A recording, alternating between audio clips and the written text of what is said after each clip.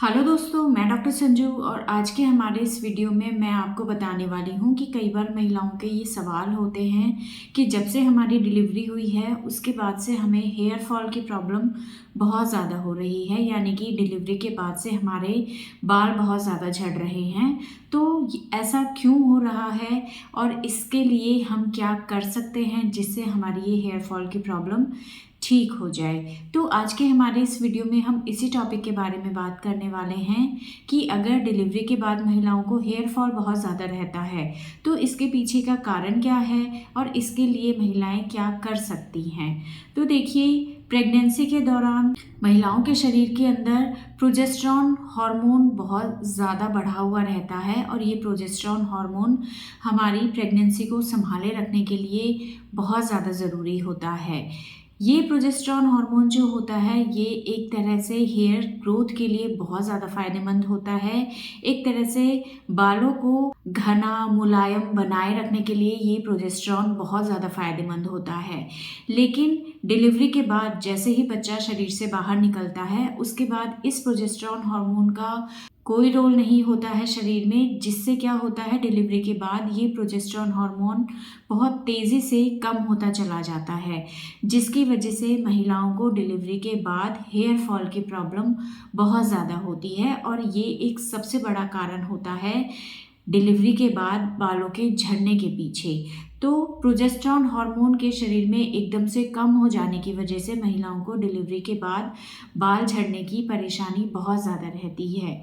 दूसरा है कि अगर महिलाओं में न्यूट्रिशनल डेफिशिएंसी रहती है डिलीवरी के बाद, यानी कि डिलीवरी के बाद महिलाएं जब बच्चों को लैक्टेशन कराती हैं, प्रॉपर डाइट उस टाइम पे वो नहीं ले पाती हैं, तो ऐसे में क्या होता है हमारे शरीर का पूरा ध्यान बच्चे को न्यूट्रिशन देने में होता है। यानी कि महिलाओं के शरीर के अंदर से जो भी न्यूट्रिशन होता है वो बच्चे की तरफ जाता है, जिससे महिलाओं में एक तरह से वीकनेस आने लगती है। और अगर ऐसे में महिलाएं डाइट अच्छे से नहीं लेंगी, उनके अंदर अगर किसी तरह की न्यूट्रिशनल डेफिशिएंसी हो जाती है, जैसे कि बहुत ज़्यादा जो डेफिशिएंसीज देखी गई हैं जिसकी वजह से महिलाओं को हेयर फॉल बहुत ज़्यादा रहता है, वो है आयरन की डेफिशिएंसी, कैल्शियम की deficiency, vitamin D, vitamin B12 या फिर प्रोटीन की डेफिशिएंसी। अगर ये डेफिशिएंसीज महिलाओं के शरीर में रहती है तो ऐसे में महिलाओं को हेयर फॉल की प्रॉब्लम बहुत ज़्यादा रहती है, क्योंकि बॉडी को जितना न्यूट्रिशन मिलना चाहिए उतना महिलाएं नहीं ले पाती हैं। तीसरा कारण है कि डिलीवरी के बाद महिलाओं को स्ट्रेस बहुत ज़्यादा रहने लगता है। ये स्ट्रेस मेंटल लेवल पे हो सकता है, क्योंकि डिलीवरी होती है उसके बाद बहुत सी महिलाओं को ये लगता है कि डिलीवरी के बाद बच्चे को हम कैसे संभालें। छोटी छोटी बच्चे की चीज़ों को लेके महिलाएं बहुत ज़्यादा परेशान रहती हैं। उनको लगता है कि ये चीज़ बच्चे में क्यों हो रही है। यानी कि एक मेंटल लेवल पे एक एक्स्ट्रा प्रेशर महिलाओं के ऊपर आ जाता है। साथ ही साथ फिज़िकल लेवल पे भी उनको बहुत ज़्यादा स्ट्रेस रहता है। स्टिचेस की वजह से वो आराम से लेट नहीं पाती हैं, चल नहीं पाती हैं, पेन बहुत ज़्यादा रहता है। ऐसे में महिलाओं को एक इरिटेशन जैसा होने लगता है। बच्चे को दूध पिलाने के लिए महिलाएं ठीक ढंग से बैठ नहीं पाती हैं, प्रॉपरली अगर फीडिंग नहीं करवा पाती हैं बच्चे को, तो ये भी एक तरह की नेगेटिविटी महिलाओं के दिमाग में इस चीज़ को लेके आने लगती हैं। बच्चे की वजह से महिलाओं की नींद पूरी नहीं होती है, एक तरह का स्लीप डिस्टर्बेंस उनकी लाइफ में होने लगता है। इन सब कारणों की वजह से महिलाएं बहुत ज़्यादा टेंशन लेने लगती हैं, स्ट्रेस में आ जाती हैं, जिसका एक नेगेटिव इफेक्ट उनकी बॉडी पे पड़ता है। और ये भी एक बहुत बड़ा कारण होता है महिलाओं के अंदर हेयर फॉल के होने का। तो इन 3 कारणों की वजह से महिलाओं को डिलीवरी के बाद हेयर फॉल की प्रॉब्लम बहुत ज़्यादा रहने लगती है। तो अगर किसी महिला को हेयर फॉल बहुत ज़्यादा हो रहा है डिलीवरी के बाद, तो उसके लिए महिलाएं कुछ चीज़ें कर सकती हैं जिससे उनकी ये प्रॉब्लम कुछ हद तक ठीक हो सकती है। ऐसे में जो सबसे पहला कारण बताया था कि जैसे कि प्रोजेस्टेरॉन लेवल एकदम से कम जाता है, तो उसके लिए तो महिलाएं कुछ नहीं कर सकती हैं, क्योंकि ये एक नेचुरल प्रोसेस होता है जो हर महिलाओं के साथ होता है। लेकिन धीरे धीरे ये चीज़ अपने आप नॉर्मलाइज हो जाती है। दूसरा हम क्या कर सकते हैं कि अगर हमारे शरीर में किसी तरह की न्यूट्रिशनल डेफिशिएंसी है तो उसको हम अपनी डाइट के थ्रू ठीक कर सकते हैं। जैसे कि महिलाओं को अपनी डाइट में आयरन अच्छी मात्रा में लेना है, या तो महिलाएं इस टाइम पे आयरन की टैबलेट्स ले सकती हैं, या फिर आयरन रिच डाइट जो है वो उनको लेना है। जैसे कि हरी पत्तेदार सब्जियां ज़्यादा से ज़्यादा आप आप अनार ले सकते हैं, आप ऑरेंजेस ले सकते हैं जिसके अंदर की विटामिन सी होता है जो कि आयरन के एब्जॉर्प्शन के लिए बहुत ज़्यादा फ़ायदेमंद है।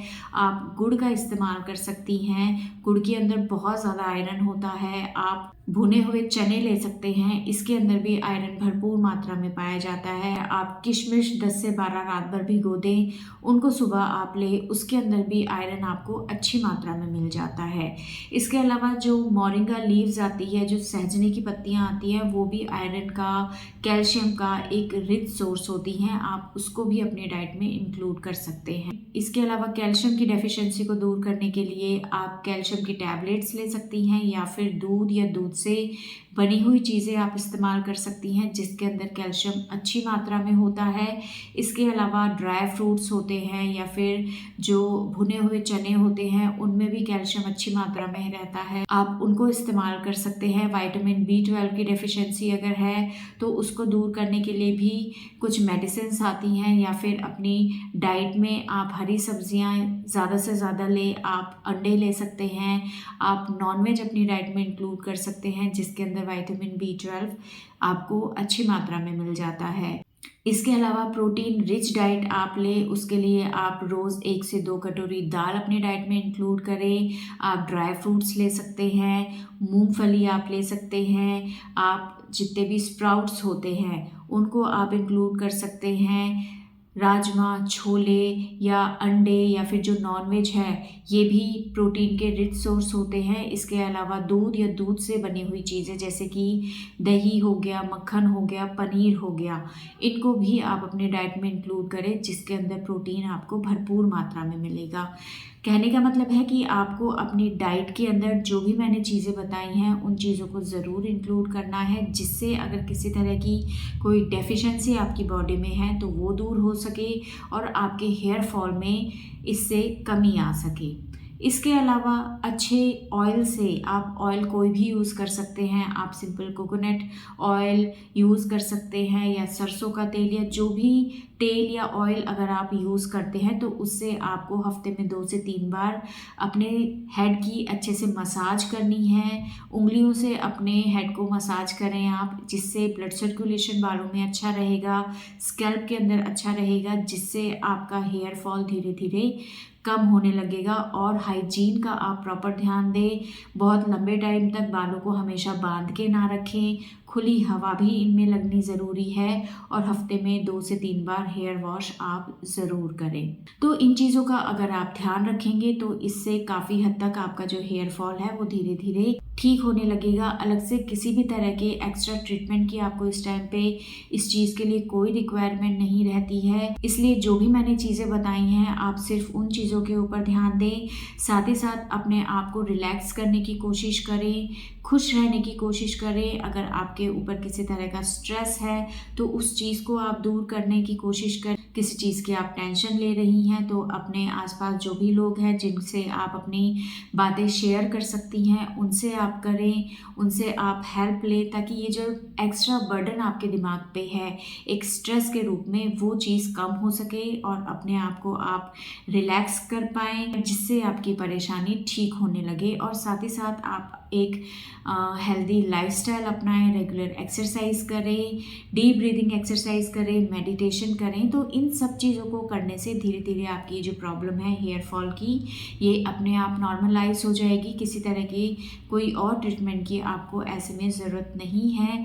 सिर्फ अपने स्ट्रेस लेवल को आप कम करें, अपनी डाइट पे प्रॉपर ध्यान दें और प्रॉपर रेस्ट करें। इन तीनों ही चीज़ों से आपकी प्रॉब्लम अपने आप ठीक होने लगेगी, क्योंकि ये बहुत ही कॉमन प्रॉब्लम होती है जो कि हर महिला को डिलीवरी के बाद फेस करनी पड़ती है। तो इसके लिए आपको ज़्यादा परेशान होने की ज़रूरत नहीं है। तो दोस्तों, ये था आज का हमारा वीडियो। अगर इस वीडियो से रिलेटेड आपके और किसी तरह के कोई सवाल हैं जो आप हमसे पूछना चाहते हैं तो आप हमें कमेंट कर सकते हैं, और हमारे आने वाले वीडियोज़ को देखने के लिए हमारे इस चैनल को सब्सक्राइब ज़रूर करें।